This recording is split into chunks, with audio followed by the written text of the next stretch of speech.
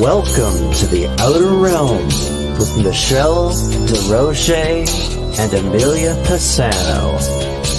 Airing live on the United Public Radio Network, 105.3 FM in New Orleans.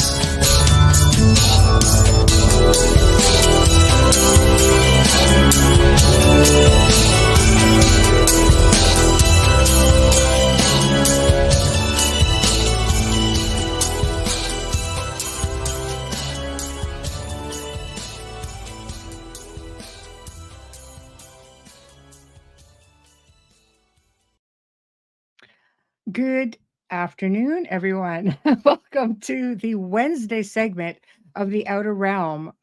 We are currently, we were live this afternoon. I have to kind of reword things a little bit because this is a treat for our YouTube members. When we do pre-records during the day, they get to hang out and chat if they can make it. But tonight, you will be looking at what was pre-recorded this afternoon, and it will be broadcasted on the United Public Radio Network, UFO Paranormal Radio Network, 105.3 from the Gulf Coast, 107.7 FM from New Orleans.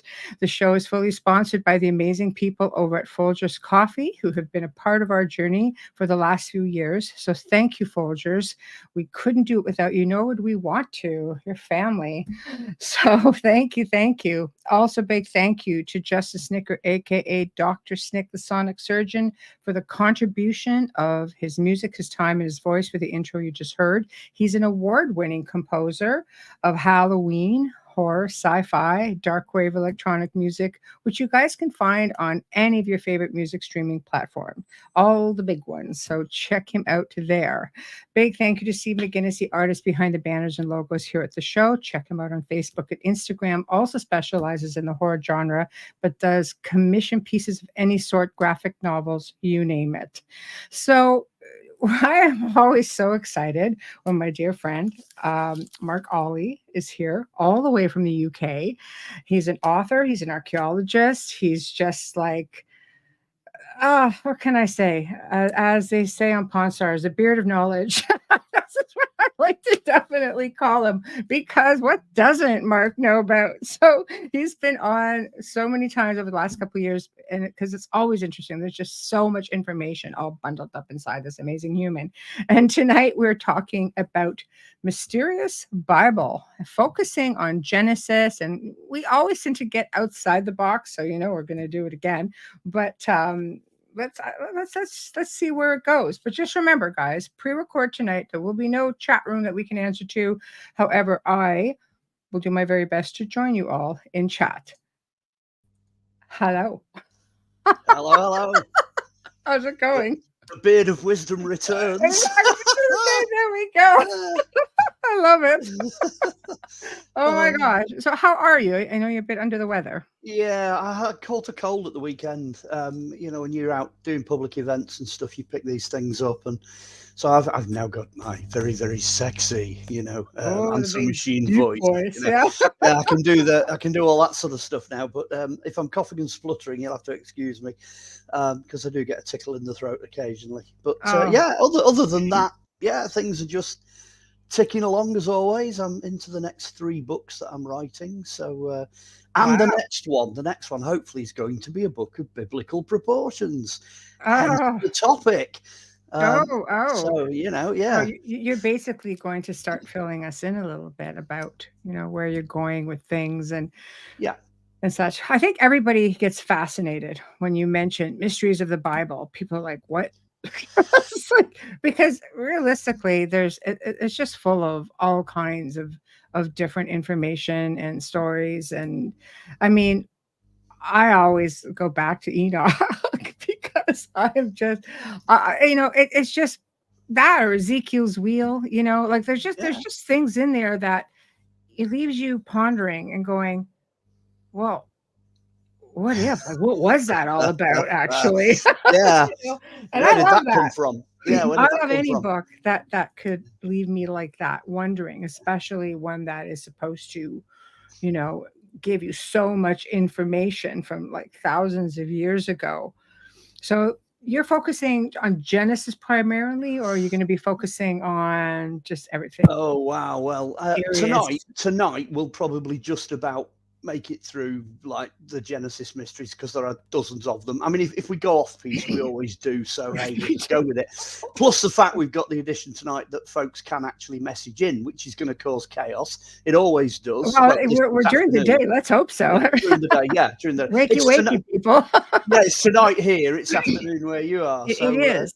Yes. Yeah, and I have made this recording live, especially just for our YouTube people. So sometimes, they're around, other times it's just like, it's summer, which makes it really tough. We might be enjoying the sunshine. We get whoever we get. So, a book I'm writing, which at the moment has got the working title, Keys to the Templar or Keys to the Templars. That goes everywhere. That just covers everything. Right. Primarily it's looking at the bits that got left out. So there's the 66 books of the Bible are in there. They're all in there because that's obviously the basis of the book. Right. And bits in there that have got left out as well. There's so many mysteries in there that people don't talk about, things that you don't get, that don't get mentioned. Right. And people are like, oh, I'm sorry, you can't talk about that, like Jesus's relationship to the ladies and what have you, all that, I just don't hold cautiously. That's going in there. But it became obvious earlier on. I mean, I'm going backwards with this now because you look at the Knights Templar, because as an archaeologist historian, I'm looking at the Templars. You look at the Templars and you look at the 66 books in the Bible and you go, hang on a minute, where the hell did the Templars get that from? Where's this coming from? Why do they do that? Why is this ceremony and that ceremony different? And what were they accused of doing? Why were they accused of doing that?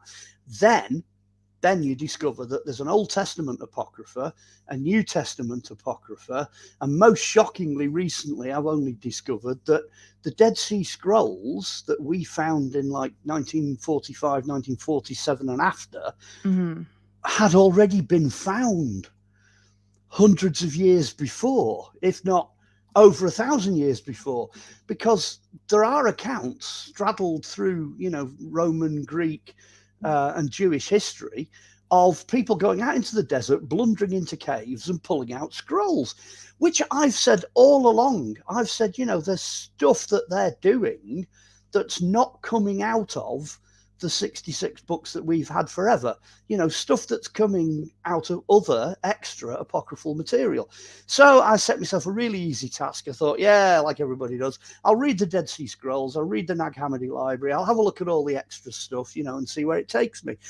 I think it's took about 47 years to get through it all so far. And every time I think I've finished, they go and publish another one. So like the last couple of years, they did the Gospel of Judas, and I'm like, I've got to read that now, So, so this kind of constant, Right. The other thing you need to remember as well is all of the quote books, all of the separate, they're all separate, so like Genesis, Exodus, Leviticus, so on and so on. These are all separate scrolls. So if you thought of going back and sort of having a look in a library, say in, 100 AD or whatever, you'd just have a wall full of scrolls. You wouldn't have the book we've got now. No, that's true. That wasn't how it was. So most people pick up the Bible and they go, hey, I'll start at the beginning. And they start at Genesis 1. And then they don't get past sort of the second or third scroll because they're not, they're struggling to read it in order. We've put it into chronological order. So in the Bible, the first book is Genesis, which is where we're hoping to start. And that was authored by Moses. Is that correct? Where I was going is, if anyone wants to actually read any of the Bible, just start where the hell you like. Just dive in. Okay. Start wherever you like. Read a gospel. Right. Read something like that. Right. Because actually, to answer your question, the first 5 books are attributed to Moses. Okay. Moses actually sort of put them together, if you like, and that's where their origins are. But what you've got to remember is the guy who sat there writing them, Moses, was second only to Pharaoh. So the guy that's writing those first 5 books is essentially an Egyptian. That's what he is. There's no Jews, there's no Hebrews really, because at this point they're all part of the 12 tribes. They're Right. all part of the family, that starts with Abraham. So at that point, most people, again, are looking at Genesis, Exodus, etc., and they're going, well, the church says this, or, the Pope says this, or Mhm. I've got this Bible commentary that says this. Forget that. Oh boy. Dump all of that. That's 2,500, 3,000 years later than the guy that's actually writing them. If you want to know the origins, go and have a look at things like the Hymn to the Arton that was written by Akhenaten. His Hymn to the Arton is very similar to sections of what Moses is writing. So once you start doing that, honestly, it blows your mind. We're right into the mysteries now. You start looking at the plagues from an Egyptian point of view. And basically those plagues, the 10 plagues, all humiliate certain Egyptian gods, very specific ones like Sarida, the locust god, and Het, which is the frog god, and things like that. When you look at the gods, you can identify which pharaoh was being humiliated, because those gods were only worshipped in Egypt in their entirety at a certain point in history. So little details like that people seem to have completely overlooked, they're really important. I'll give you another one. Let's give you a few examples while we're into it. Okay. Yes, let's do that. Okay. Moses, okay, he's a child of the descendants from Abraham. So obviously the pharaohs eventually think these descendants are getting too many. They decide they're going to wipe them out. So Moses' mum decides to hide him in a basket of reeds and goes to the other side of the River Nile and dumps him in, which is a great little fairy story to tell in Sunday school. That's where we kind of know it from. Okay. But, and there's the kicker, the side that she puts him in on is the other world, and he drifts across the sacred River Nile into our world, which makes him a god, okay, according to the Egyptians.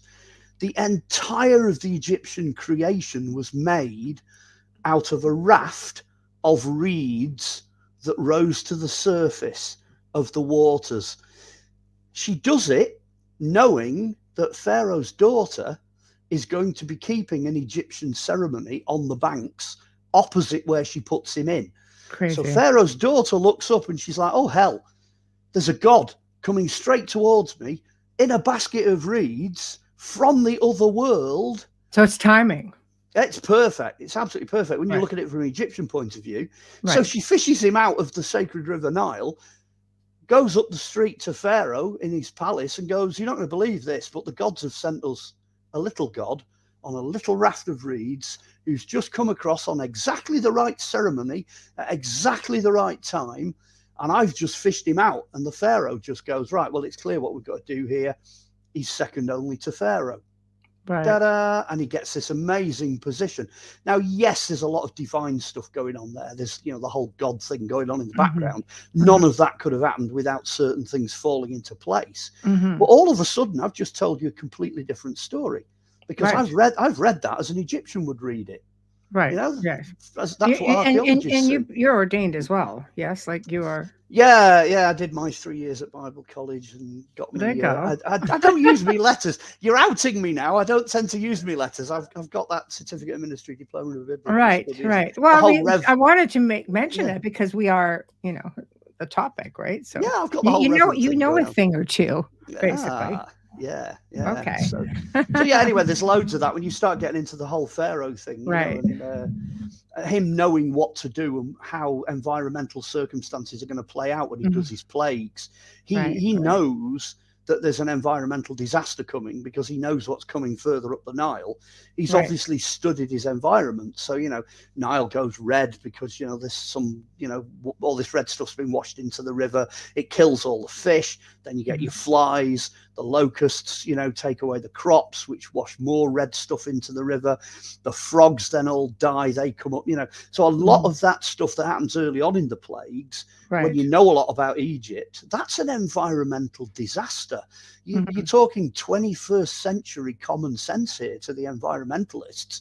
They can actually identify what's going on there and go, yeah, we know exactly what's happening. We can see that. And Moses, 3,500 years ago, he could see it too. He knew what was going on. I think he was alive around about 1360-ish BC. I think he's contemporary with Akhenaten. A lot of people don't, but there's a book by a guy called David Roll called A Test of Time, and he has a look at the Egyptian chronology, and I'm sort of a big fan of the way he reshuffles it. Right. The Egyptians, if they didn't like somebody, just obliterated them. They did on everything, even the mummies. Yeah, loads and loads. Yes. So we're missing tons. I mean, even Hatshepsut, who was a female, pharaoh, she was pushed out by subsequent dynasties. Right. Akhenaten's an interesting one because his DNA is Celtic. He's basically a European Celt with an extended skull. So that's where you get the whole Akhenaten dynasty. Which from. also raises questions. That's for a whole other show. But whoa, yeah.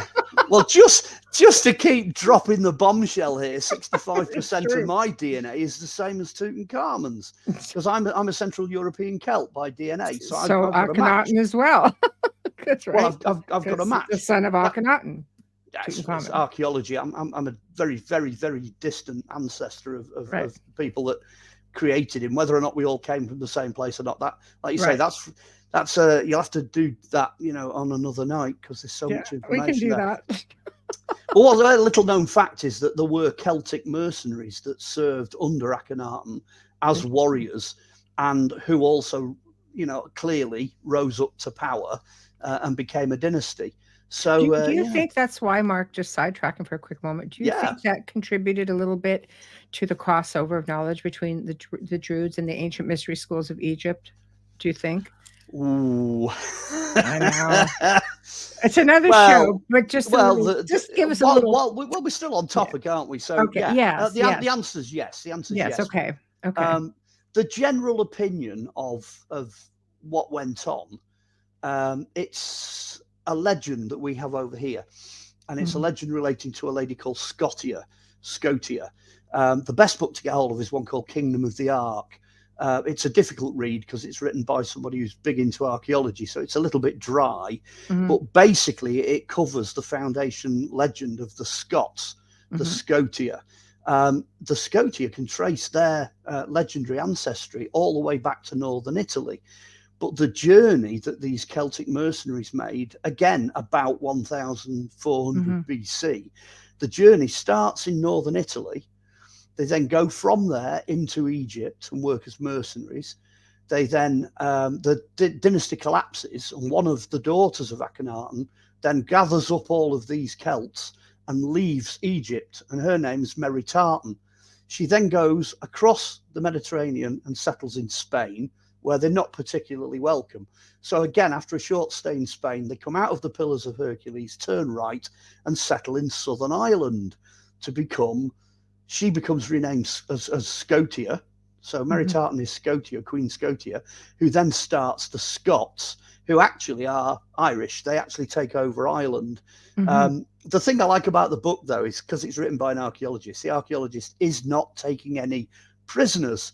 So what this lady does is she goes down to Southern Ireland and she has a chat with the people who live in Southern Ireland, and they basically say, yeah, we know all about Scotia. Yeah, she's buried under a mound next to the local pub. So next minute, they're in there, archaeologists, 1990s this was, they're digging the mound of Scotia and found in the middle of the mound the burial of an Egyptian princess. Complete with collar, the whole Egyptian regalia, the whole 9 yards. And that's how the book, The Kingdom of the Ark, that's how it ends. It doesn't just end with maybe it's here or maybe it's there or whatever. They actually do find the body of Scotia. So what's interesting there, of course, is eventually the Irish move across the Irish Sea and they settle in Scotland. So actually the Scots are biologically the descendants from Scotia, which is where my family came from 1,000 years ago. So it comes as no surprise to me that DNA trail, which I've just given you, goes all the way back to Akhenaten and his dynasty. Crazy. But let's get back on subject though, because you've got this amazing thing where Moses and Pharaoh decide they're going to have it out with each other in the royal chamber. So Pharaoh's got his royal staffs, which are snakes, which is what royalty has, because they have the arubis, which comes out on the front. That's the power symbol, if you like, of Egyptian royalty. Well, Aaron and Moses, they've got staffs as well. So basically, one of them chucks their staff down, it turns into a snake. The two guys with Pharaoh throw their staffs down, they turn into snakes. And this is where the Moses bit, his staff, eating the other two staffs. So their snake eats the other two snakes. It's basically, what that means is my God is bigger than your God. That's what that is. Yeah, symbolism in Egyptian. But you can start to feel that challenge taking place, because this is the real punchline. If both of those, quote, pharaohs believed something that was completely different, then people in Egypt could choose which pharaoh they went with. So, you know, you could say, okay, traditional, old school, let's worship 1,000 gods. That's old Egypt. Or let's go the other way. Let's do what Moses says and we'll just worship the one. That's really simple. But that's not the story, because the story is that both of them, both pharaohs, wanted to bring in the same kind of religion. They're both monotheists. Now, one of them's doing it the Egyptian way, and the other one's doing it the ancestors of Abraham way, what becomes the Hebrew, Jewish, biblical way. That's worse, because they're directly challenging each other. It's a fight. It's a real bust up in the end. And you can see why Moses then decides to leave. And you can also see why the traditionalists in Egypt then wipe out Akhenaten's dynasty. Because like I say, it's only one thing worse than having two people fighting over two different things is to have two people fighting over the same thing. And I think that's what a lot of people have missed. As soon as you know it's Akhenaten that's against Moses, it all makes perfect sense. It all falls into place. Wow, jeepers. I think so. Do you think that, you know, I mean, people, when you read any book, but especially the Bible, because it's really meant for people of faith and to bring people together and give them an understanding of where it all comes from. Do you think that there's so much symbolism in there and people are taking it literal without actually giving thought to what's really going on? I mean, I think, because just listen to your story, I mean, because I mean, I know there's a whole lot. I know quite a bit about symbolism. So for me, I can pick off certain things, but it's almost like you have to take a course just to understand. You know, you read something in the Bible, it should be just like literal, but it's not. And is it just because at the time it was written, you know? Yeah, I can feel your pain. It kind of goes off in two directions. There's a big word involved, and the big word is contextualization. And the problem we've got is we've had 2,000 years of the Bible being dragged out of context. So people have sort of captured it and used it for their own means. So they've made the Bible basically mean whatever they wanted it to mean. Well, lost in translation too, right? Translation, transliteration, then modernize the language, you know, and it goes all over the place. Don't even get me started on what's wrong with it linguistically. But it's not a bad go at trying to get it right now. We've had the New International Version, Revised Standard Version, New Revised Standard Version, you know, so many different versions now that have taken other things into consideration. So it's like we know we're barking up the right tree now because we've got the Isaiah scroll from the Dead Sea Scrolls, you know, which is the oldest version of that ever found. So you can do it. 2,000 years ago, we know that what they had is very similar now to what we've got now. So we can kind of get around the translation problems to some degree. The Dead Sea Scroll, but that more Gnostic? Gnosticism? Wow, they go all over the place. That's going to be well, maybe we'll touch on it later, but you know, I'm a bit of a Gnostic at heart here, so. Well, so am I. You know, that's what we're doing. We're kind of kicking knowledge around now, so you know, and I'm letting so many cats out of the bag, it's unreal. But the contextualization thing is people read the Bible, but they don't take the trouble to have a look at it from a historical point of view. Okay. Most of them don't go back and say, okay, what would this have meant 3,500 years ago? Or in Jesus's case, what would this have meant 2,000 years ago? People, I mean, this is aimed at academics as well, don't put in the work, which, do you know, I sympathize with the Catholic Church having the Vatican Library, because they're all sat there, they're all sat on top of this material. And when you look at what happened to the 66 scrolls that ended up in the Bible and how that's been pulled and tugged and made into goodness knows what, if I was the Pope and I was sat in the Vatican, I'd be like, do you know what? I just don't want this to happen again. You know, so I kind of sympathize with that. I know part of it's the fact that, you know, there's like, you know, 35 miles of, you know, On a scrolls need to down know there. basis as well, you know. Well, yeah, are we going to achieve anything by letting more stuff out? Maybe. Sure, but I think the Maybe Vatican not. could afford to have it properly written and translated. Yes, but there just aren't physically enough people to do it. That's kind of what I'm Yeah, coming right, round to. right. I mean, take me for an example. I started off just reading a Bible. So it's like, Mhm. hey, let's have a go, you know, 19, whatever it was, 78. Mhm. Let's start reading it. Here I am, you know, nearly 50 years later. That's half a century. And Mhm. only now do I feel confident enough to put anything into writing.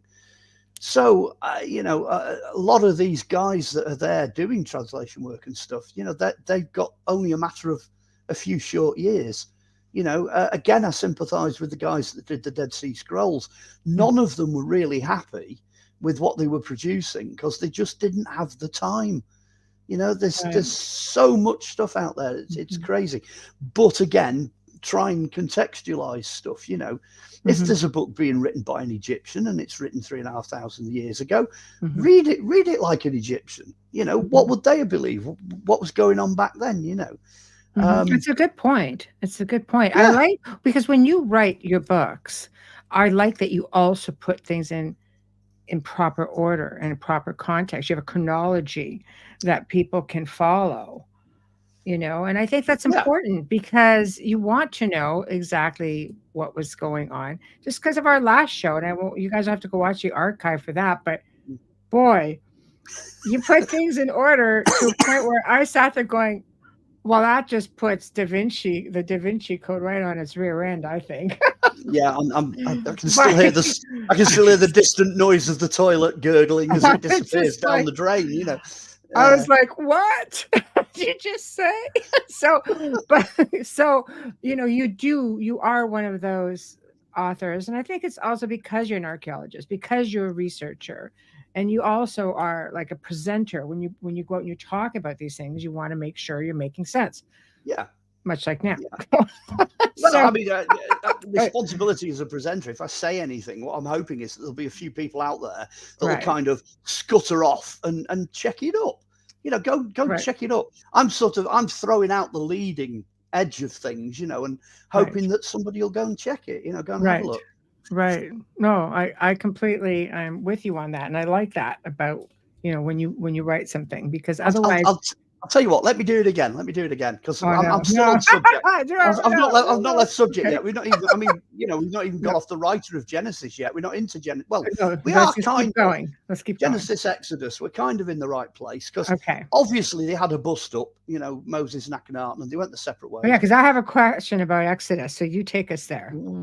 I'll tell you what then. That's where I was going next. So ask me the question. Go on. I think we're on the same page. Probably, because we share a brain sometimes. Okay. I want to know about the timeline.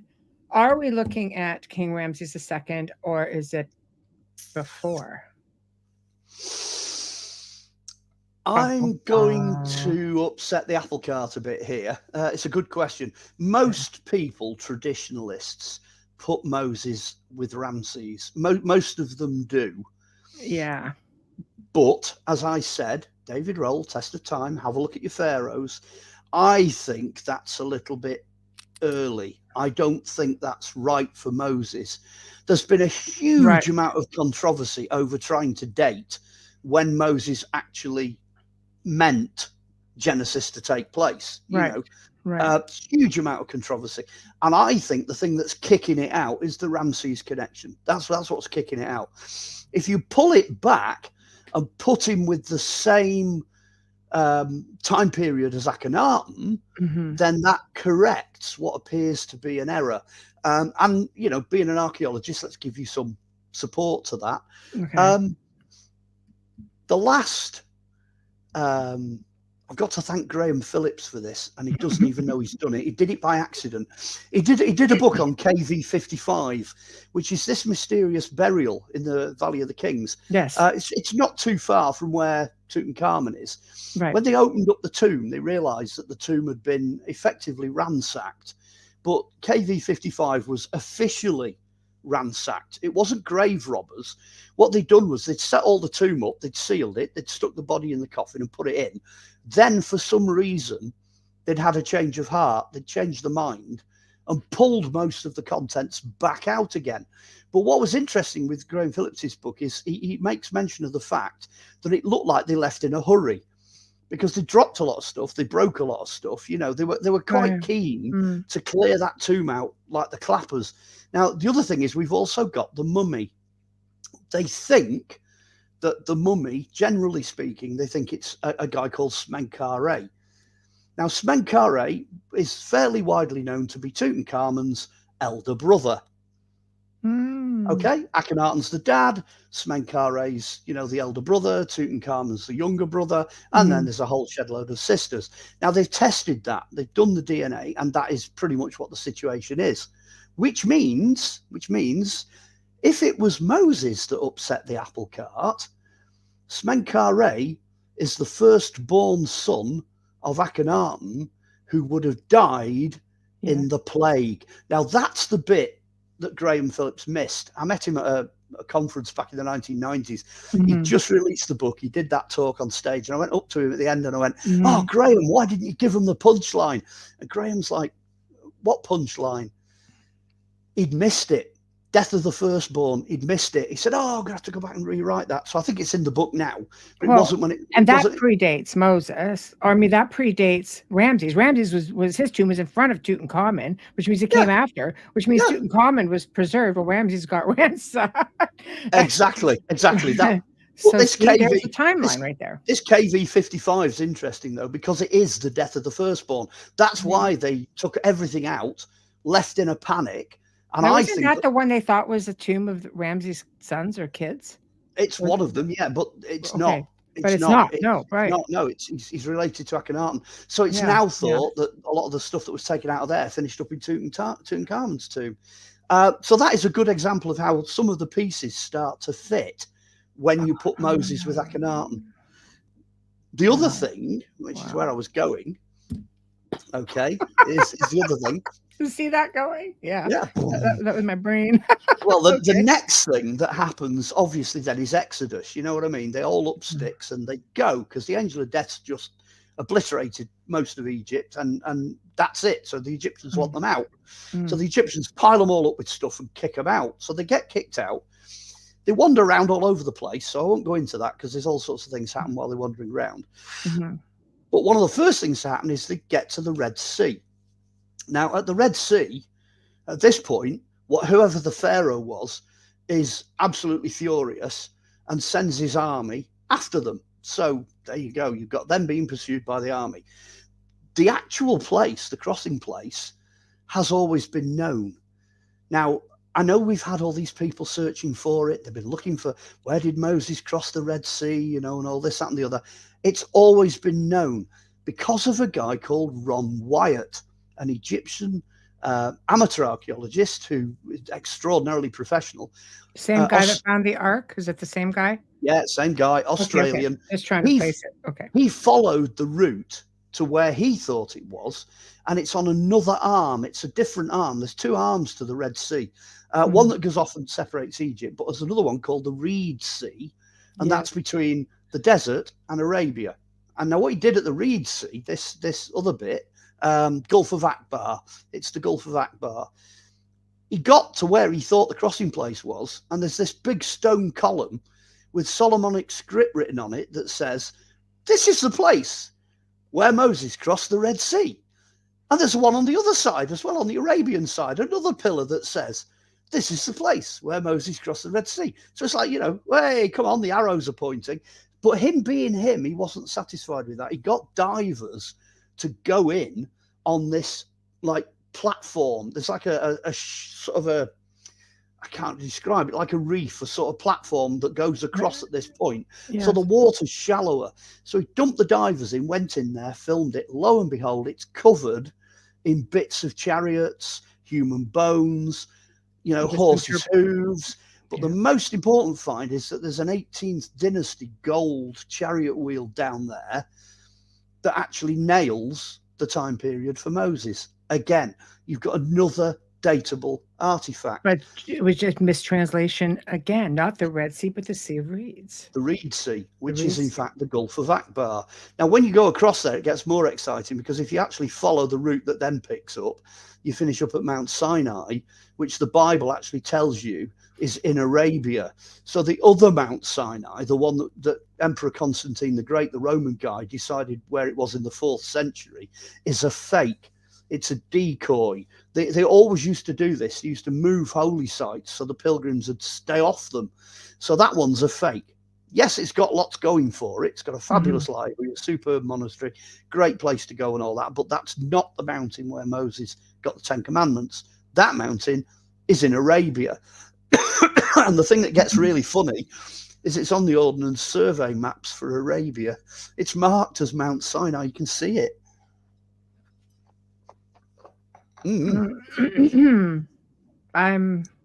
Now the archaeologists again did this area and the geography and this mountain with this top burnt black, and there's an altar there made of stone with calves all over it where the golden calf thing took place. There's even a proto-Jewish altar there with what looks like the foundations of the tabernacle next to it. All the signs are there. And it's so compelling that the Arabian government have declared it an archaeological site of supreme importance. Well, Arabia, they do it differently, because over there, anything that's archaeological belongs to the royal family. So it's a crown site. And there's this wonderful big sign there that basically says trespassers will be shot.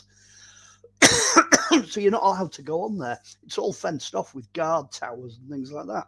So it's still protected. But we know where it is. So we know where the crossing is. We know where the Mount Sinai is. Right. So we know where the real one is. Do you need to get a drink?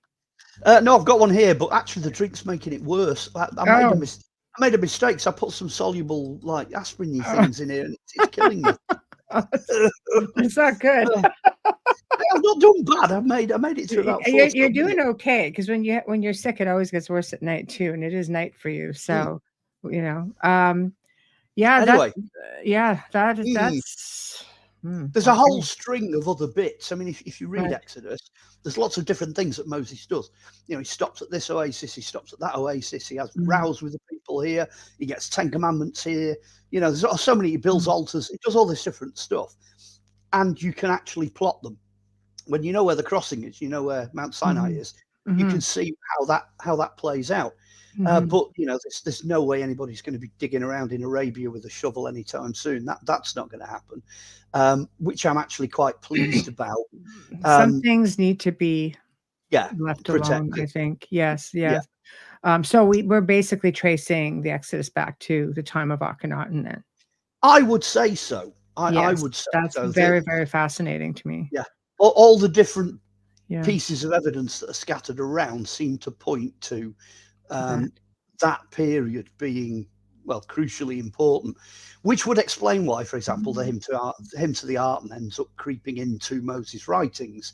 You know, it would explain why monotheism explodes at almost the same time as Akhenaten. It grows from that, you know. It would make sense, yeah. It just somehow it just kind of tidies up the loose ends, you know, gets rid of the baggage. It kind of makes sense of it all.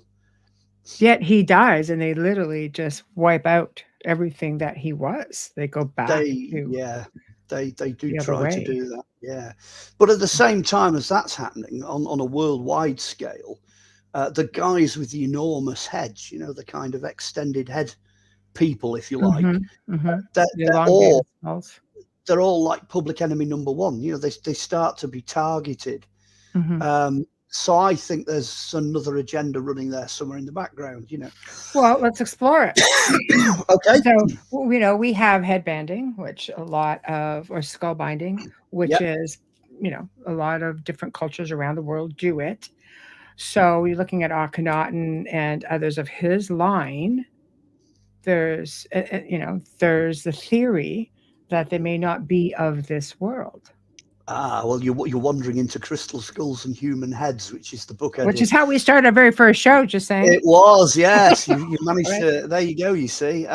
Right. So while we're on topic, do you think? You can do. Do you think that's also a reason why Akhenaten would have been so willing, to come in with the whole theory of the one God, getting away from the multiple gods? Well, I think these guys with the enormous heads they were supercomputers. I've said it before. They're walking wet computers. Yeah. They've got 3.5 times the size brain Yes. capacity that we have. Mm-hmm. And clearly one of the number one biggest prehistoric obsessions is the heavens. Everything, no matter what it is aligned to something in the heavens.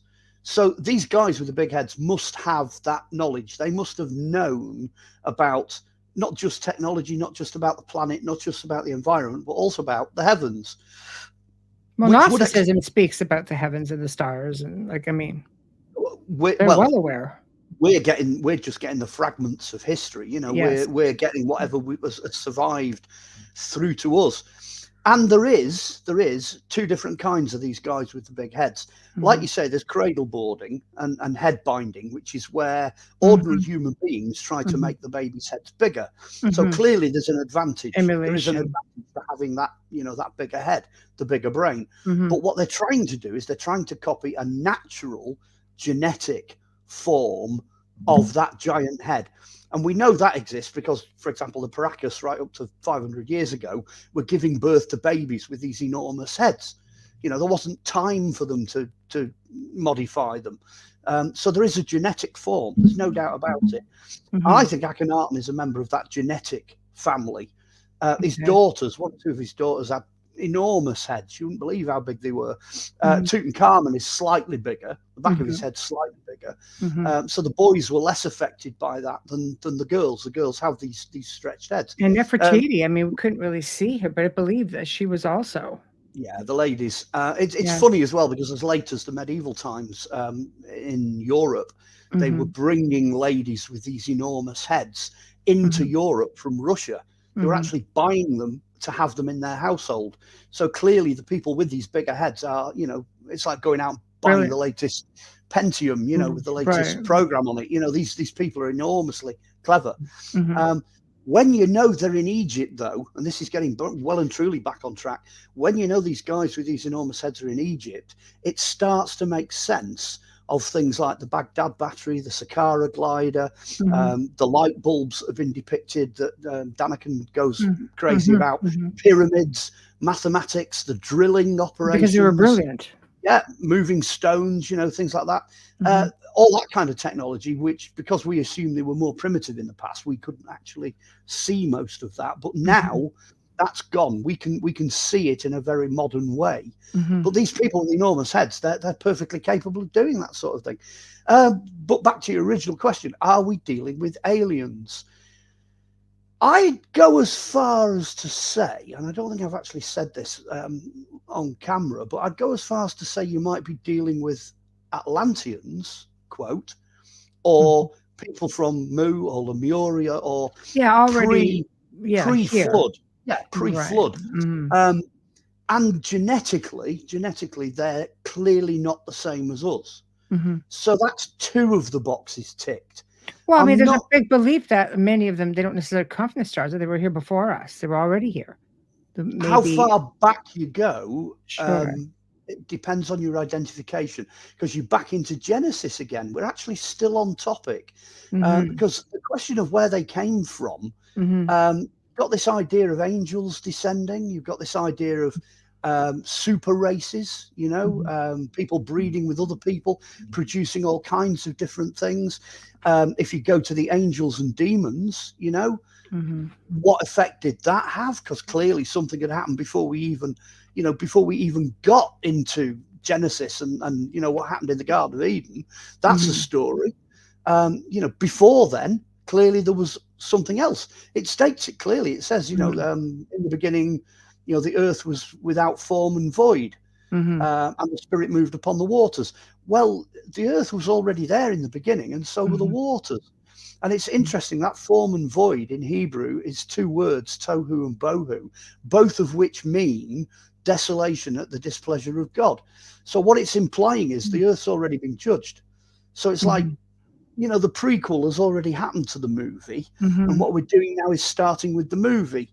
We're coming in sort of part way through with Genesis. It's not the absolute beginning. We get loads of hints of it. You'd love the Gnostic writings. I mean, some of the extra biblical stuff I've been reading. That's the appeal of books like Enoch and what have you, because that attempts to fill in what's missing from the beginning before Genesis. That's where a lot of people are getting the angelic stuff from is Enoch. And it nearly made it into the Old Testament. It was on the shelf with the other scrolls. But when folks took a critical look at it, I think the reason we've got the books we've got is because they have fewer errors in them than some of the other books. Because some of the other books are a real mixture. They're a mishmash, they're sort of Babylonian and, all sorts of stuff mixed in there, Persian. It's not just a pure Egyptian flow, because that's what most of the Old Testament is coming from. It's coming from Egyptian scrolls. And stuff that ended up in the Library at Alexandria a bit later on. But if it doesn't have that purity about it, if it's been mucked about with and used in the past for other purposes, then it tended to get sidelined. That seems to be the process I'm looking at when I'm looking at these other, extra biblical materials, of which there are hundreds. People think, there's only a few. Forget it. No, there's hundreds. There's hundreds of other stuff. Which makes it exciting. So I have a comment and a quick question. The comment about the skull, well, lots comes up. But I guess with the other skulls is they have no sagittal scars that go down. Yeah, they're totally different. Not only do they not have the scars, the facial bones, the features and the structures are completely different. Right. And the hole that joins to the spine at the back is actually further back, higher up and smaller. So the head would have sat in a different position. Now, this is where it gets important. No matter how many bandages, boards, or whatever else you stick to a human skull, things like that don't change because they're genetic. Okay, you can't alter the biological structure. So they are very, very clearly different. Very good point, actually, whoever made that. Excellent. Kathy, there we go. Okay, question here. Does Mark know the work of Mario Berlingo? Although the name rings a bell, the short answer is no. I'm not totally familiar. Amanita, just chime in on what you want, where you want to go with this. That would be interesting. Give us a clue. I've not heard of him either. Other question. Didn't the church omit a lot of information? That's a good question because it keeps us on topic. Again, Old Testament, as I said, when you look at the scroll of Isaiah from the Dead Sea Scrolls, which I'm fairly certain is 200 BC, and you look at what we've got now, so that's 2,200 years plus. In translation, they end up coming out the same. They're very, very similar. And there's two things you need to consider. The first thing, the actual books of the Bible have always been considered as sacred and literally the Word of God. So what's happened, both in the Old Testament and the New Testament, especially the Old Testament, is they are copied letter for letter. So if you make a blunder, if you make a bloomer and you change something, you've got to go back and start again. And that's why we've got a lot of extra scrolls, because what they used to do was wrap up the ones that were wrong, because you can't burn them and destroy them. It's the word of God. And they used to bury them in the desert, take out the defect ones and bury them. So we've got quite a lot of these that the scribes have blundered and then buried them. So the answer there is, although there's no photocopying or scanning or photographs or anything like that, letter for letter, they are a pretty good match. That's number one. Number two, and this is where we're getting into, conspiracy theory. In the 1990s, the Jews, who were the right people to do it, got hold of a decent sized computer and decided to put all of the letters, everything that constituted the 5 books of Moses, so they started with them, into the computer and say to the computer, are there any Bible codes? Anyway, the computer then started churning over. They already had an inkling that there was something in there, because back in the early late 19th century, early 20th century, a Russian guy called Ivan Panin, who it's worth you going and looking up, came up with this thing called septenary design. Now, he's not a Christian, nothing to do with that. He's a mathematician, and he spotted these patterns at intervals of 7 and others. So they already had a clue. So in 1994, in goes this thing into the computer, okay? 3.5 years later, it stops throwing out codes. Now, those codes are not the Michael Drosnin books, you know, the Bible code stuff. Forget that. That's Sudoku. It's not Sudoku. These codes are so complicated, so complex, that up to this point, in 2024, no human being has been able to write a single line of that script containing the code at all. Now, the codes straddle everything: grammar, layout, subject, text, ordinary reading, numbers, everything. The codes work right across the board. Now, this is where it gets really interesting, because they also work for the rest of the Old Testament, and they also work in Greek for the New Testament. So whoever was putting these incredible complex codes in knew how to do it. Wow. up to the demise of the Egyptians. When the hieroglyphs finish and discontinue and they die out under the Romans around about 500 AD, these codes come to an end. The ability to produce them stops, which means we've got, number 2, a way of testing whether any of these books have been tampered with or added to. Because if they fail, then clearly there's something wrong with them.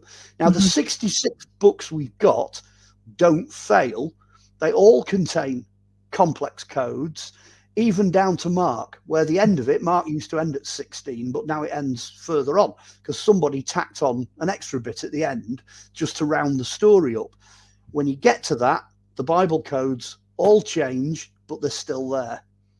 So whoever put the ending on knew exactly what they were doing. Now, you can do the same thing for books that didn't make it into the Bible. And with them, some of the bits, minor bits, quotes, chunks, make codes. They do, they work, some bits, but a lot of it doesn't. Now, whoever decided to pick the books that went into the Bible clearly could read the codes. They knew that these books had not been tampered with to the extent that these codes had disappeared. So not only is the text pretty right, pretty correct, but the codes are there as well. So we have a physical linguistic way of testing it, and we have a mathematical computer way of testing it. Now, you probably won't hear that on any other show, because they tried to cover it up. As soon as the codes came out, as soon as the Jews at the Shrine of the Book realized what they'd got their hands on, that was it, because it proves the existence of God. See, that could go down a whole other road, but let's stay on topic. If we can't do it, and mathematics is the key to the universe, as every single race of mystics since the beginning has said, the key to the universe is in mathematics. Well, the key to the universe is 100%. Also, it's in those 66 books as well, and we cannot reproduce any of it. It's impossible.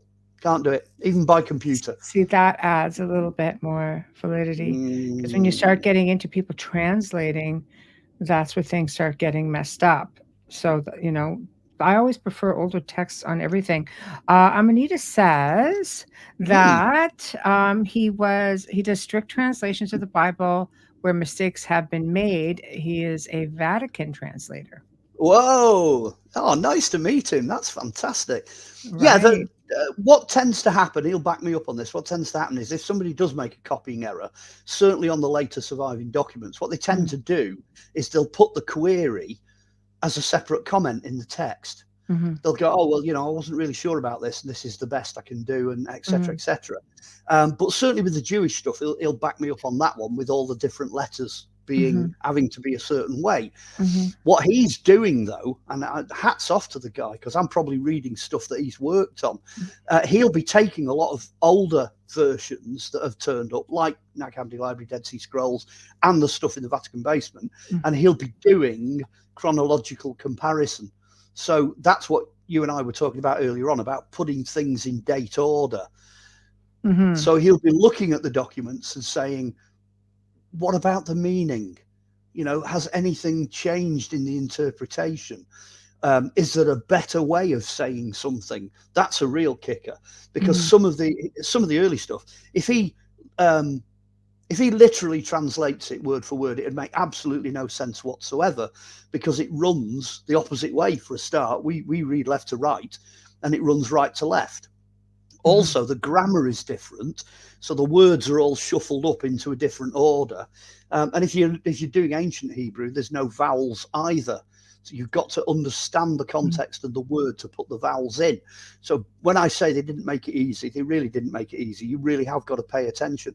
But hats off to that. I mean, fantastic. If he's actually picking up on any of the scribal blunders, that's brilliant. But again, I imagine he'd also back me up on the scroll of Isaiah. When they got hold of that and they started looking at that in the Dead Sea Scrolls, people were genuinely shocked at how similar that was to the closest surviving sort of medieval versions and what have you. Somebody had done a hell of a job over 1,000 years in keeping the thing on track. So yeah, excellent. There's a lot more to it.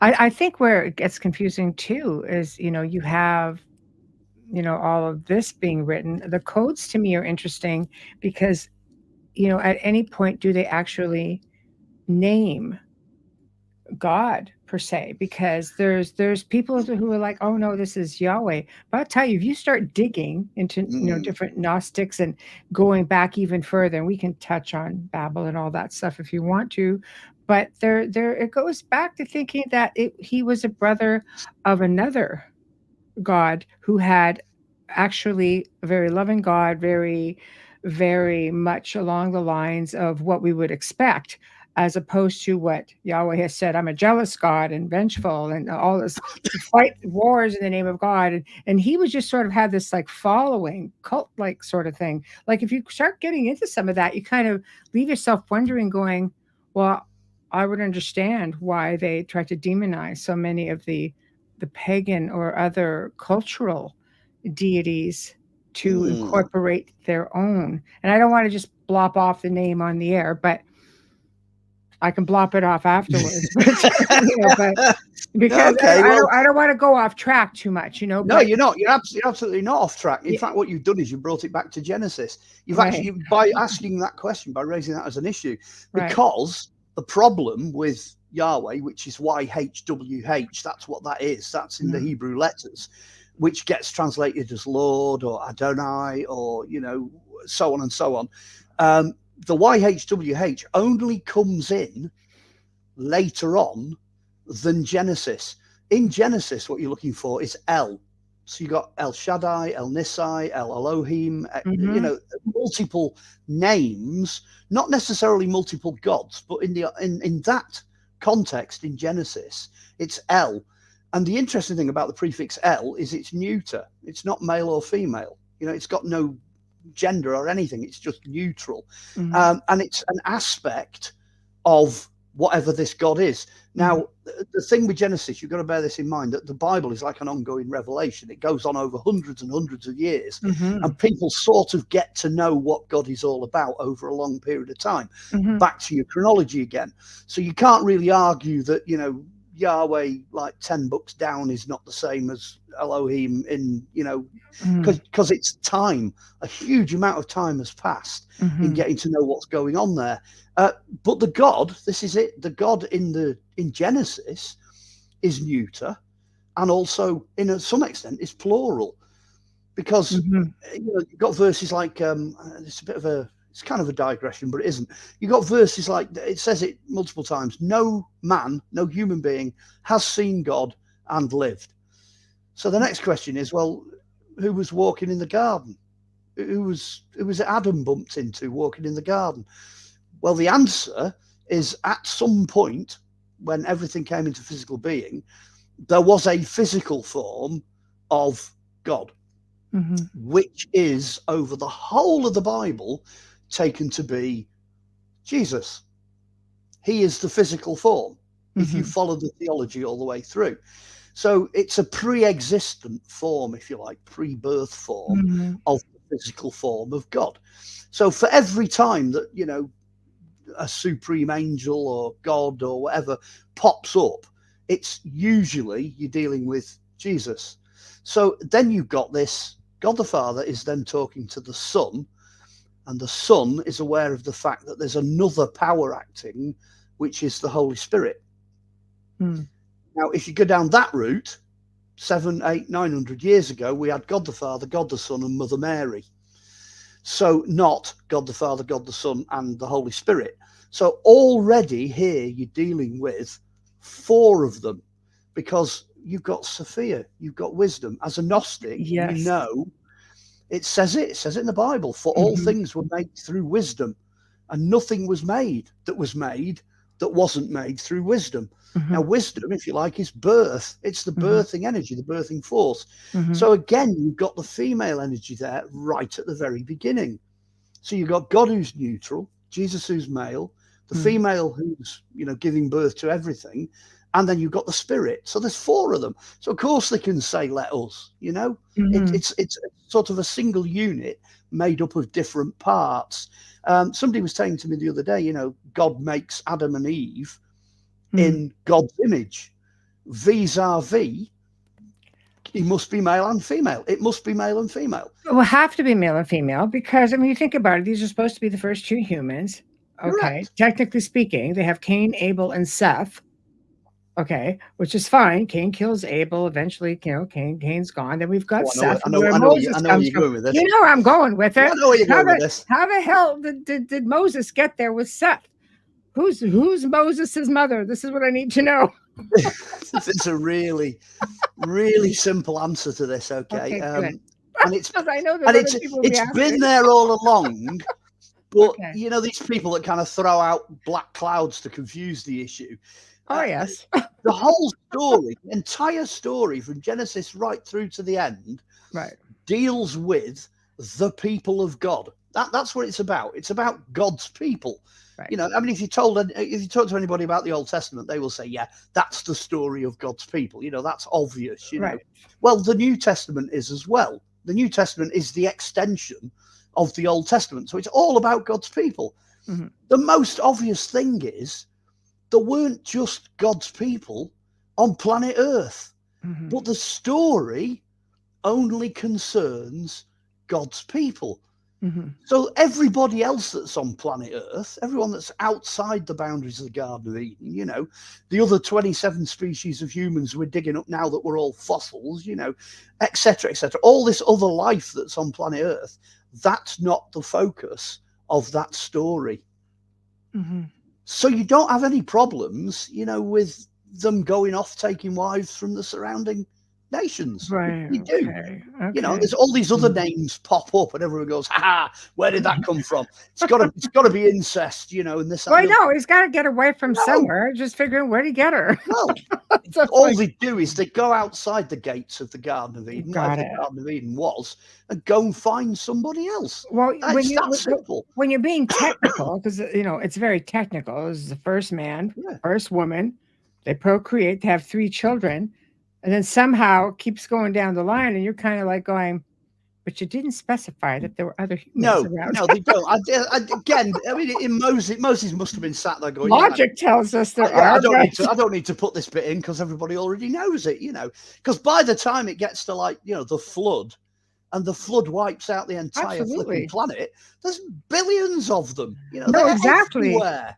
So clearly that's more than what we've, been told. But I'm just about, saying it's pretty literal, and it's like they leave parts out. The common sense tells us, okay, well, there are other people around. Yeah. But let me tell you something, Mark. There are people who take it very, very literally, and that's the point I'm trying to make by bringing it up.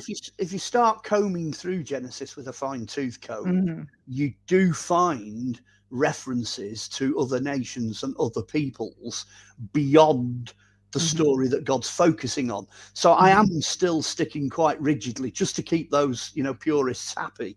I am sticking quite rigidly to what the Bible says. So between like Genesis verse 1 and the Tower of Babel, there are other races and other nations and other things happening that get mentioned. Yes, they only get mentioned in passing, but they are definitely there, So again, there's no problem kind of marrying that up with what we have in terms of the fossil record. That is not the story, for example, of Neanderthals. That book was never written for Neanderthals. It wasn't written by Neanderthals. It doesn't talk about them at all. They get no mention at all. But we know they existed, and the Denisovans and, Homo floresiensis and all the rest. We know they existed. And that is pretty much the view that you get from reading. I mean, the guy that jumped in and said he's got access to material in the Vatican, he will know by the linguistic context and by the whether it's plural or single or neuter or whatever. He'll know by looking at the language in Genesis that in some cases some of the references are in the wrong grammar. They're multiple. They're talking about more than, and when that gets translated back, it comes back looking like it's singular when it isn't. Honestly, Genesis is a nightmare. It has been a real struggle to make sense out of that. And if you do what you have to do, which is reverse the words, put them back into the right order, shuffle all of the vowels and everything back in, and interpret all that, and then decide to put it into modern language so that's understandable, you've gone past translation. You've ended up in transliteration, which is where what you're trying to do is capture the sense of it. And that's failed in the past. I mean, the worst one for that is the King James 1611. It's written in Old English. You just don't get the same message across. And that's fueled an awful lot of wrong thinking in recent years, right across the board, Wayne has a comment. Hey. Well, look who made it. Because we must remember something. None of this was written play by play. It was written by men years after the fact. And know how a story, would know how a story can change, or we know how a story can change from one person to the next, 1 year to the next. Well, I guess we're getting into translation again. Well, it's important. Like the fish is this big, but by the time you're done, it's this big. Well, there's two things that I can interject. One is, yes, Moses wrote it, and many, many years after the events that took place. But when he was alive, he had access to all of the libraries in Egypt.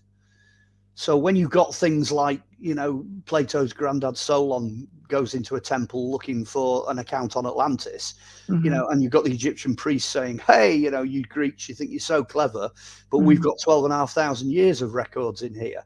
And that was thousands of years BC. They had 12,500 years of records back then. We don't have them. They've all been destroyed.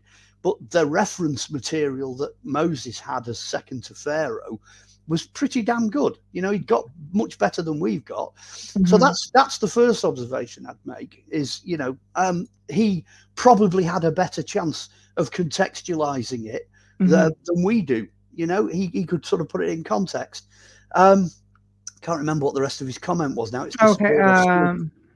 Yes. It was written by men years after, and we know how a story can change from one person to the next, year after year. And the second important thing, worldwide, we have about, because there's probably more than this now, but about 88 different flood stories. So everybody's got that bit, right the way from the Eskimos down to the Aborigines. Everybody has a flood story. And generally speaking, they all agree on what happened, the plot, and how mankind was saved. So I would say, by comparison, go outside the biblical material and have a look at what else is out there. I think by comparison, Moses did a fairly good job. You know, when he was putting it together, I think he went out and checked his facts. Bearing in mind there wasn't any of the rest of the Bible at that point. He's actually starting the job. He's got a blank slate. So when you know that, when you actually know he had more resources available to him than we've got now on a massive scale, and when you know that even the resources that have survived tend to agree with him, I think we're on a fairly safe grounds. Yeah, I think he probably might have got one or two bits of it, you know, like the size of the ark, for example. He's got quite a substantial boat, but the one in the Babylonian epics, it's bigger. I think his is 3 floors high, and the Babylonian one's 7 floors high. I think the Moses one displaces something like 225,000 tons displacement. The Babylonian one is like 680,000 tons displacement. It's huge. It's massive. It's bigger than anything like the Titanic. You know, it's huge. So clearly, he is getting some of those facts either rationalized or he's copying them differently or whatever. Well, I think the general idea, the general plot, I think he's probably got it right. So that anyway, that's my response. Go and have a look at some of the other stories, because there are loads of creation myths. Yeah, let's go. Let's go. Yeah, let's no, seriously. I mean, I like the fact that you had mentioned in the last show, though, just staying on Moses for one quick moment. And I had asked you, where did we thought the boat landed, and the fact that he and his family were buried nearby, I think, and somebody they actually found the gravesite of the family. Yeah, that's a really sad story. That goes back to Robert Wyatt again, because he produced a book. Yes, in the 1970s. They flew over the lower mountain ranges of Ararat, doing military reconnaissance just after the Second World War. I think it was 1947. I think I'm right. They picked up this enormous shape that looked like a boat. So what Ron Wyatt did was he went out there and he had a look at the boat. Now, honestly, the stuff he found, I don't have any doubts that particular version of Noah's Ark is probably the right one, because everything about it matches. It got anchors, got fossilized animal poo, he'd got structure inside it with metal plates and timber, he'd got all sorts of stuff, all turned to stone, but it's all there. So we know where that is. We know where Noah's Ark is. And the sad part of it was that he expanded the search beyond, and he was taken to this little village in the middle of nowhere on that range of mountains. And next to the village, he was shown what was supposed to be the grave of Moses and his wife. And they both had gravestones and marker stones on the grave. Now, at some point between him doing that, because the graves don't get mentioned in the book.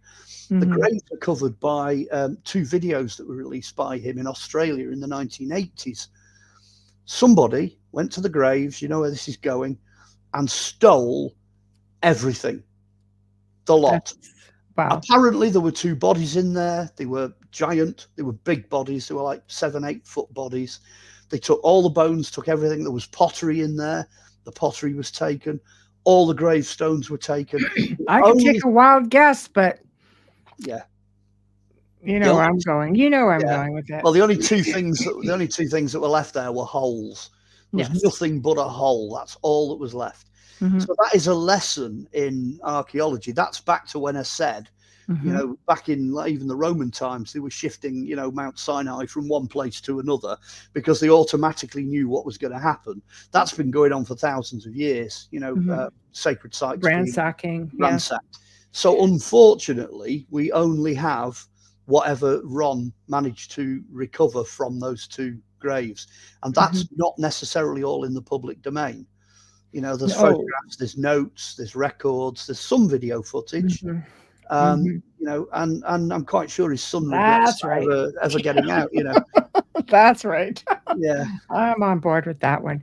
But I think also because of the fact that you just don't find a lot from those times. There's a lot of speculation as to the bones of the Holy Family. There's speculation. I mean, it's all speculation. You know, they're making assumptions that we know we have this, we know we have this, we have the bones of the Holy Family. That's come up on something. I'll leave that alone because it's a whole other show we probably did. But this would be one of those things that the fact that you're mentioning giants is also very interesting to me. Well, there's a huge amount of evidence out there, more so than I think most people actually think.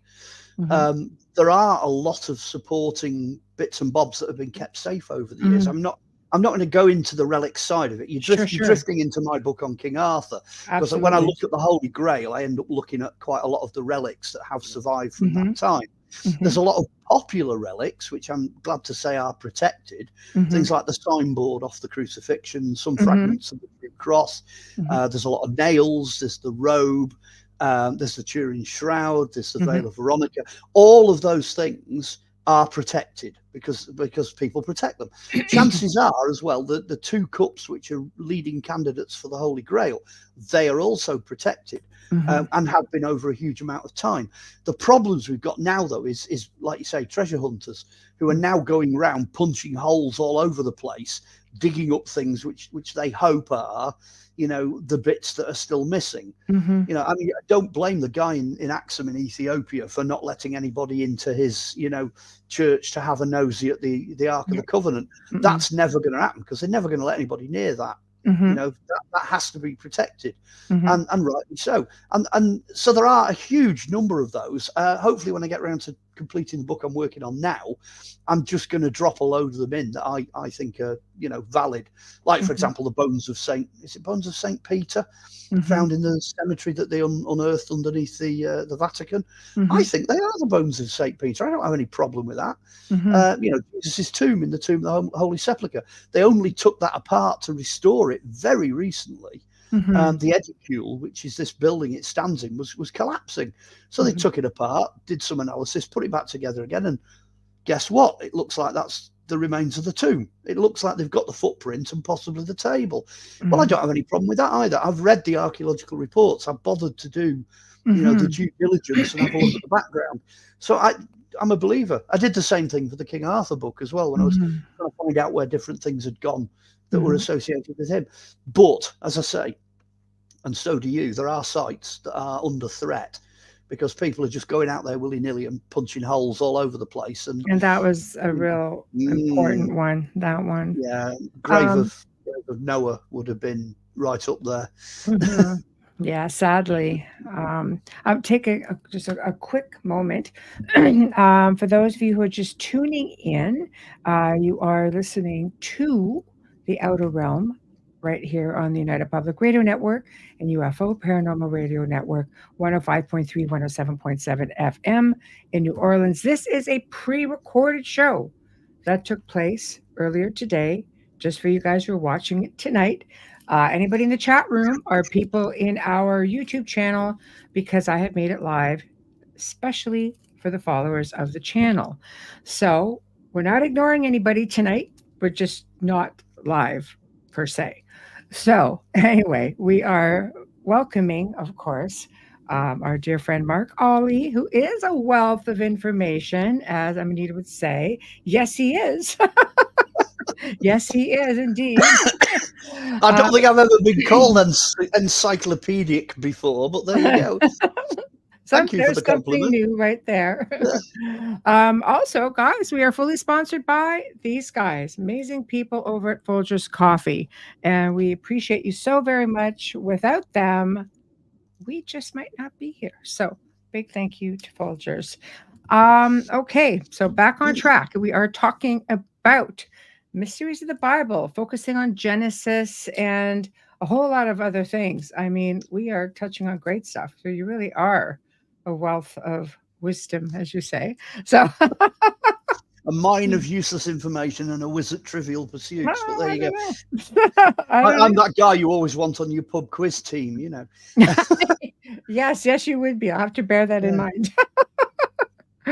So, okay, we've covered a lot of ground. So let's get into Babel a little bit. Okay. You know, that tends to be getting into the Tower of Babel, getting into stuff that people find a bit controversial. It's actually quite a nice one I've found in the Old Testament, because especially in Genesis, because you've got this idea that up to that point, everybody had no trouble communicating. And then all of a sudden, language kind of fell apart.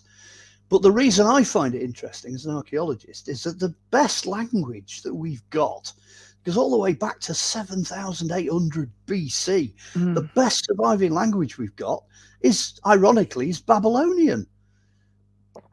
It's cuneiform. So it's almost like an oxymoron. Do you know what I mean? It's like the one thing that, like Moses says, went horribly wrong at that particular point in time has ended up becoming the one thing that we've still got now that we can finally read, you know, which is cuneiform. So I think it's almost like there's some kind of an irony in there. I don't know whether Moses had, you know, this thing against cuneiform, and maybe he was a massive fan of hieroglyphics, you know, because he was Egyptian. And clearly the Egyptians didn't get on with the Babylonians, and they just, you know, kept fighting each other. So maybe there was something of a bit of a bias there. And this idea of confusion of language and things falling apart. Maybe there's kind of a hint of Moses' personal views on cuneiform there. Maybe he thought writing things down in that way was a bad idea. But the other irony as well is that a lot of the Babylonian stuff that has survived, as I've already mentioned, like the Ark and the Flood and all those kind of stories, the bits we can read kind of back up the Old Testament in so many ways. You know, there's kind of a real overlap there. So when you read that, the Tower of Babel, you've got to sort of look at it and think there's something deeper. There's something a lot more going on with that story. Because it's kind of, the way I see it was like, you know, it's man's attempt to unite and then to try and reach God, which actually looks a bit like an explanation of pyramids. You know, let's build a huge, great, socking great mountain. Let's get on top of it and we can talk to God up there. But at the same time, that clearly didn't work. At some point, they stopped building pyramids. So from an archaeological point of view, I think that's what the Tower of Babel story is all about. I think it's the end of the pyramid age. They're talking about that coming to an end. And then all the different people then who communicated all over the world then cease to communicate. It all begins to die out in all the different areas all over planet Earth. Maybe the language that was confused actually in reality included mathematics. Somewhere something went wrong and the whole thing imploded. So when you actually start to marry it up with what we know now, it's beginning to look like it's not just a confusion amongst the builders. It's not just a bust up in the Babylonian camp. It's reflecting something bigger than that, you know, wider than that. Anyway, that's kind of how I look at it. So the Tower of Babel is a turning point. Genesis is full of really important turning points. You could almost ignore the subject matter and just look at the major points, you know, like when did humanity go wrong? You know, when did we get the idea that, you know, wisdom, intelligence, and somehow we were better than everything else? Well, it's the serpent in the Garden of Eden. You know, when do we get this idea that we're out in the world having to survive? Getting kicked out of Eden. You know, when did the flood come? Because we've got the flood in fossil records, you know. Was it a meteorite? Was it, you know, ice caps melting? Who knows? Is that a marker for the end of the ice age? But clearly it affected everybody. You know, it's in every culture all over the world. It would make sense. Yeah. Collapse of the Tower of Babel. Is it the end of the pyramid age? You know, I'm not necessarily answering any of these questions. I'm just saying Moses clearly had a handle on quite a lot of major changes, really big, you know, social changes that affected specifically Homo sapiens. You know, it's what affects us. And Genesis is actually as current now as ever it was. It's dealing with the beginnings of the issues that we're now looking at as current, you know, because we're at the end of the ice age. You know, we're the ice age that started thawing out, you know, geologically. Well, the ice caps are getting smaller, well, slightly smaller. The north one is anyway, the south one's, you know, on and off. Things are clearly changing. Continental drift, you know, everything floating apart, the world's changing, you know, wipe out of the fossil record and all the rest of it. The flood, extinction, etc. These are modern day issues, you know. The internet, solves the problem of language. You've now got the flip phone, that translates. I won't give it a plug, but you know which one I mean. The one that flips up, it'll put language on both sides. It's Star Trek, and it's the universal translator, but we've got it now. So we've solved the Babel problem. We're dealing now with issues that Moses was dealing with, 5,500 years ago in some cases, with the scrolls that he was rewriting. Genesis, amazing. I put up a couple of comments. I think it was the end of us communicating telepathically. That's a big one. Well, most people are probably going to think that I'm going to jump in now and go, "Wow, what a load of rubbish." I'm actually not, because these guys with the enormous heads, in crystal skulls and human heads, I speculated that the back of the brain, the bit that's bigger, is things like, telepathy, survival skills, contact with divinity, creativity, mathematics and computing. It's that bit. It's not your conscious bit. It's not your thought bit. Yes, that's a bit bigger. I wouldn't want to try and creep up on one of these guys. I think he'd hear me coming 1,000 miles away.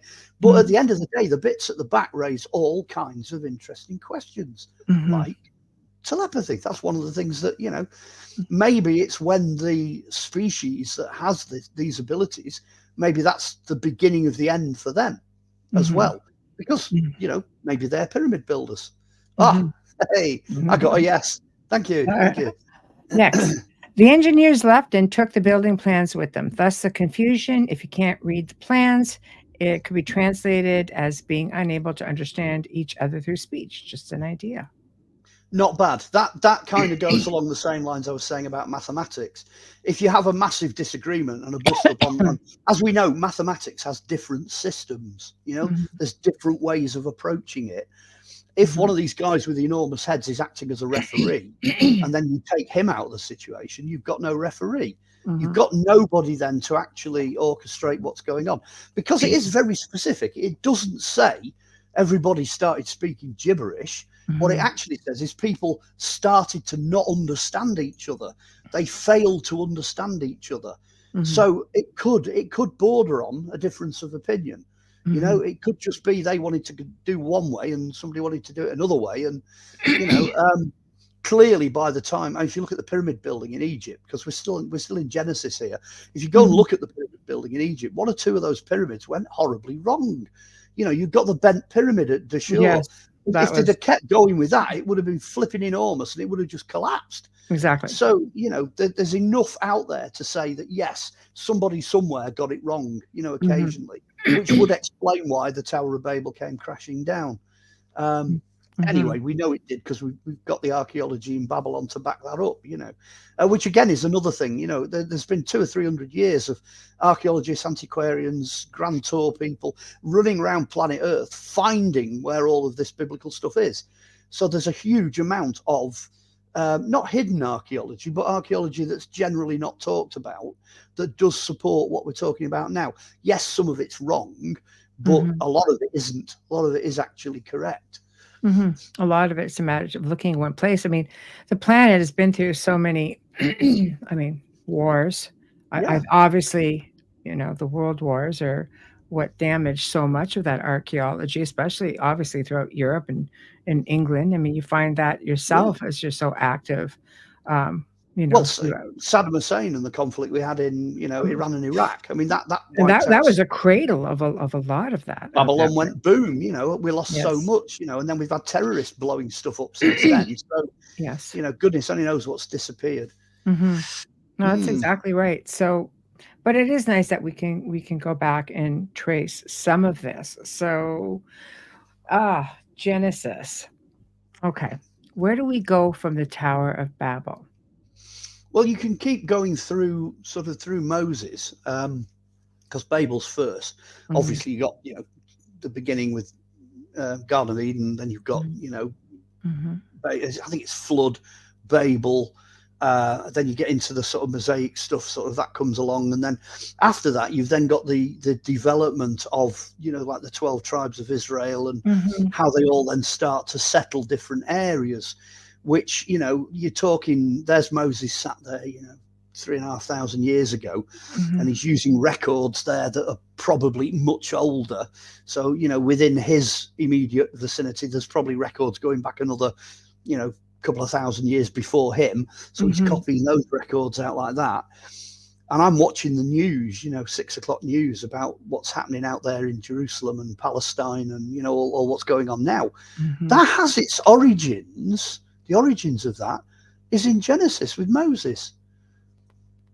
It's like, for goodness sake, we're talking 21st century here. It's yesterday's news today, and it's tomorrow's news today. It's got so much happening.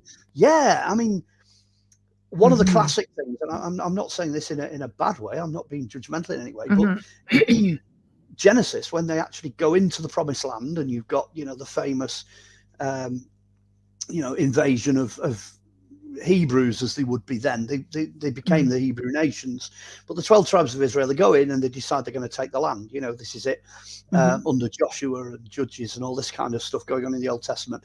When all that starts taking place, they are told that the biggest, baddest, nastiest people in the entire land are a race called Philistines. And there's a very specific message comes through. You've got to get rid of these Philistines. That's what God's saying. He's saying, look, you've got to get rid of them.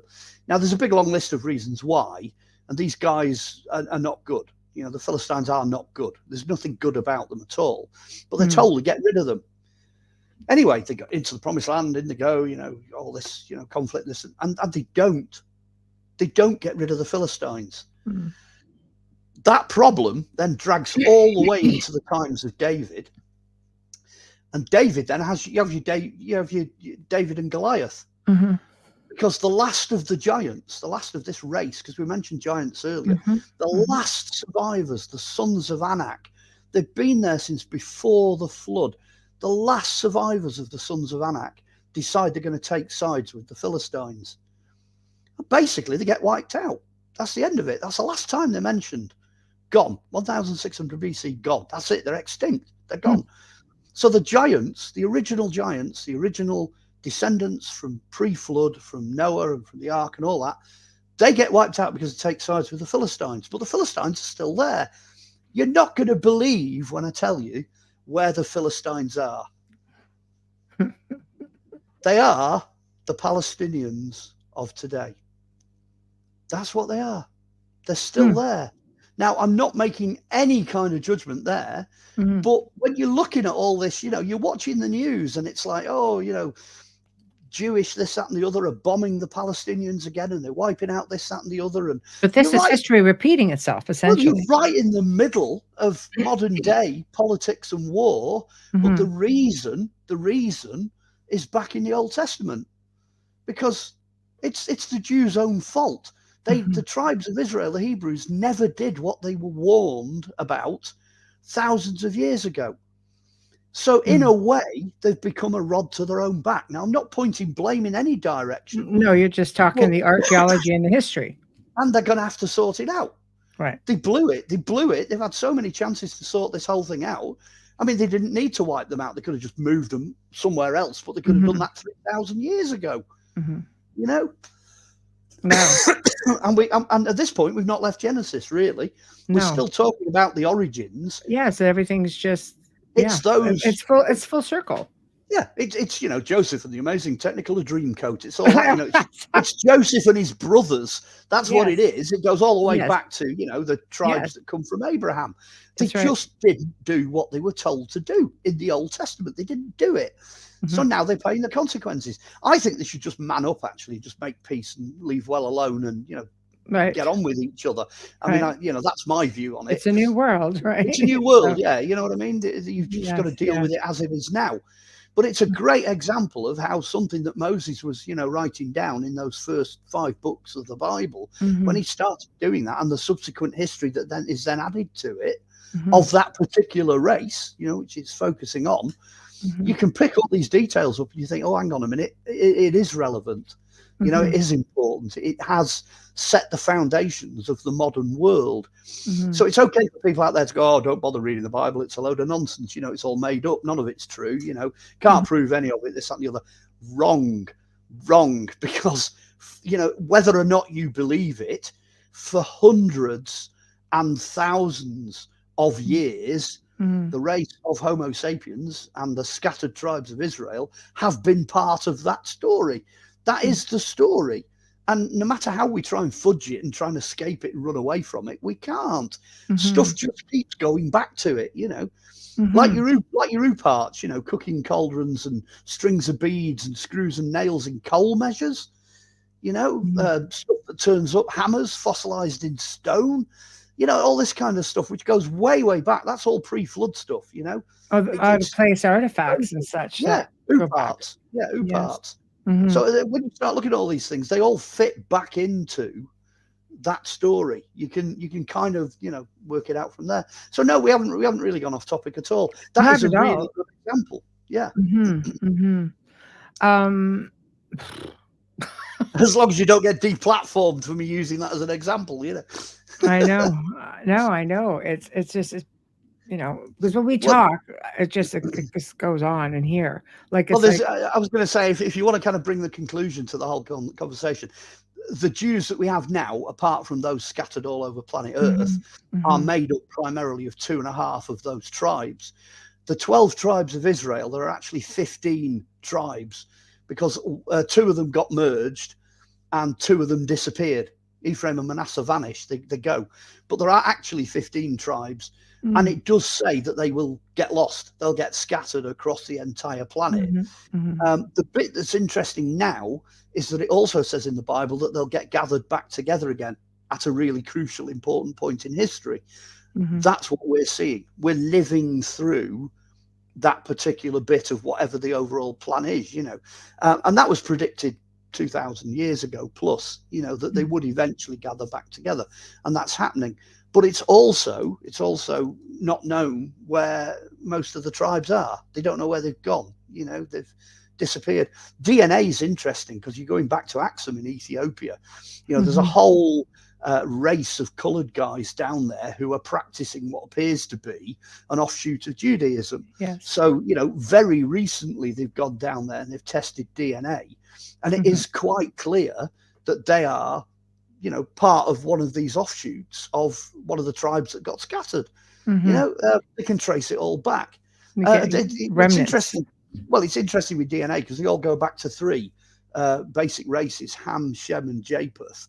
Hamitic, Japhethic, or Semitic. They're the 3 genetic races who are the 3 sons of Noah. Now, in DNA, all 3 of those blokes have got one primary marker DNA that shows that they all go back to the same one guy. Well, it's Noah on the ark, isn't it? And the interesting thing as well is there's a book, I think it's called The 7 Daughters of Eve. They tried to do the same thing again to find out where women's DNA went back, and they hit the magic number of these 7 daughters of Eve. I think I'm right in saying there are 7 ladies on the ark. So the numbers kind of add up. And when you start looking at that, you start thinking, hang on a minute, that's thousands of years ago. How the hell did Moses manage to get numerically correct figures for DNA survival in Homo sapiens? Boom. Right. You get these little things pop up and you think, did he have an elongated? I mean, wow. Yeah, where the hell was he getting his information from? Because it was pretty. I'll give you another example just from DNA because I love this. This is Old Testament as well. Most people ignore the laws of Moses. They just go on and on and on forever. Right. You know what I mean? Loads of these laws, and it says, don't eat pig. Now everybody's looked at that and they've gone, oh, well, the reason they didn't eat pigs is because that particular type of meat goes bad in the desert faster than any other type of meat. Wrong. Because forget monkeys. We're not DNA genetically associated with monkeys. We are 1 chromosome away from a pig. Oh, wow. How did Moses know? Because it raises the question, if we eat pigs, is that cannibalism? Because you're only 1 chromosome away from eating another human being. Oh, now, see, is that the reason? Is that the reason why God said to Moses in his laws, don't eat pig, just don't do it, don't eat pork? Now, we're living in the 21st century here. I've got to say I love bacon. I think bacon's amazing. And the smell of cooking bacon's fab. But that little piece of genetic information kind of puts it in a different place. Because a lot of the stuff we look at, you look at stuff in the Bible and you think, oh, well, a load of nonsense, doesn't make any sense, until all of a sudden something like that pops up. And it's like, oh, hang on a minute. Yes, it does make sense. It does, if you look at it that way. All the ancient aliens guys out there will all be going, yay, God comes down in a spaceship. Clearly, we're all made from aliens, we're created from alien stock. And then it was them that told Moses, that the pigs are created very similar to us. Mm-hmm. Maybe, how do we view God? How do we view what God is? Is it an interdimensional thing? Is it, something that's coming from space? Where's it coming from? Is it a spirit thing? It's only the lack of our viewpoint. It's only the lack of information. It's only the change in the way we look at things and language that makes any problem there, Mm-hmm. Clearly, whatever it is not one of us. No, I mean, it would make, to me, that makes a lot of sense, that point exactly. I also factor in that Moses did spend time in Egypt and he would have been educated around, I mean, maybe there were, other beings that were there who were here long before we as humanity. We're, like I say, we're not the first kick of the can here. And you've got to remember Moses was quite old when he left. You know what I mean? He outlived the existing Pharaoh when he first left. He wasn't a great guy. He ends up losing his temper with an Egyptian slave master and killing him. So he flees. He leaves Egypt. But then he hears then ultimately that particular Pharaoh or whatever's died, and he comes back to the next Pharaoh. So there's clearly a lot going on. That kind of instability again sits either side of Akhenaten. So it's that kind of thing. It's instability and it's internal strife within the royal household. But then when he comes back, he's old. He's not a young fella. He's old. And then he progressively gets older. He lived to 800 and something years of age. No, that's not Moses. You're thinking of Noah. Oh, Moses, right. Noah was 900 odd. No, I'm just saying Moses as an Egyptian, the guy that's actually writing all this stuff down. He's an old Egyptian guy. Right. Yes, yes. But what I'm saying is Moses would have had access to the libraries. He would have had access to the mystery schools. I mean, that was all active in there, where people from different areas of, that part of the world would come in and they would educate themselves. They would educate others. A lot of stuff that came into the Library of Alexandria came from the Wayback Machine, ended up there. There's ancient libraries in Tibet and Romania, the same type of idea. So people definitely moved around. So I think he would have been made privy to stuff that we could only dream about right now from an academic point of view. Well, if you go down that particular rabbit hole, it's quite fabulous, because wherever you go with biblical material, it tends to push you back to Egypt all the time. And the biggest, best kept secret in Christianity has got to be the Coptic Church. The Coptic Church is older and more original than any other, and it's sat bang on top of the source of all the biblical material. The best example I always give is Herod decides he's going to murder all of the babies, so Mary and Joseph decide they're going to flee, they're going to get the hell out of Dodge, and Jesus is about 3 years old at this point, and they go off to Egypt. And Jesus doesn't come back till he's 12. So where do you think he got all his information from? Where do you think Jesus became Jesus? How did he become the person he was when he was 12 years old, arguing with all the experts in the temple in Jerusalem? That's because he'd been in Egypt since he was 3. Just learning everything. Yes. You know what I mean? Yes. And it's like, for goodness sake, everything goes back to Egypt. And this is a perfect place to leave it, because when you come back October 2nd, it's going to be about ancient Egypt. It's almost like we planned it. Right? So that's where we're going to leave it, so we could segue right into ancient Egypt, October 2nd, guys. And for those who follow this channel, I will also make that pre-record public, so you all get to partake again and get a bit of a heads up in there. So, Mark, this is a part of the show where you tell us what you have coming up, and yes. Okay, I'll jump in. I'm going to do a couple of things, actually. First thing is the chap who's the Vatican translator chap that jumped on earlier on. Okay. I'm going to give you permission to give him my details, because I'd love to chat more with him. Okay, I don't know where he's gone. Don't know. I don't know. She just mentioned. Are you aware of his writing? No. I'm going all the way back to the guy who was earlier on, right at the beginning of the show, who's actually doing translation work for the Vatican. Oh, that was the same guy. Same guy. Yes. Yeah. Well, that guy. If there's some way of making a link or whatever, that'd be superb. But that's an oh by the way. That's just an oh by the way. Okay. What am I up to now? Well, I'll do the usual bit of publicity, okay? If you want to get a hold of me, I'm on Facebook, and you can message me on Messenger. So please come and join me on there. I do accept most people. As long as you've got a name and a face, I'll accept you. But I don't accept weird accounts. I always say that. So I'm on Facebook. If you want to see any of the back catalogue, anything I've done, including any of the television work I've done, almost all of that, with the exception of Ancient Aliens, is up on YouTube. You can find it all on YouTube. If you want to see series 19, episode 2 on crop circles, I do appear on that for Ancient Aliens. You'll have to go and find that on their site. For books, for publications, and possibly DVDs, if there's any still knocking around out there. I know they're a bit out of date. Amazon. Go and have a look on Amazon. Type my details into Amazon. There are 9 books out there in print on Amazon, so you can go and get them. And I very often advertise those on Facebook as well. So there's 2 ways of getting in there. Projects coming up. I've got 3 books I'm working on at the moment. I've got this Keys to the Temple, or Keys to the Templars, or whatever. That's the working title. That I'm hoping to bring out by Christmas 2025. I'm in the middle of it at the moment. Just the notes, just the background bits. They just hit 30,000 words. So it's going to be about the same size as the Arthur book, I think.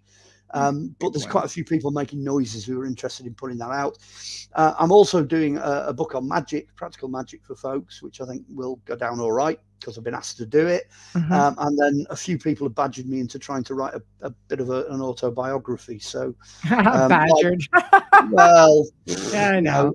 It's going to be book number 10 or book number 11, or actually I might make it book number 12. Why not? 12's a good number, mystical number. Yeah, and that will contain things like the Legend of Scotland. The thing we talked about with Akhenaten. So that's all background information, the DNA and all that nonsense. That's going to end up in that. So those 3 are coming up, or hopefully in the next couple of years, if I survive long enough to do it.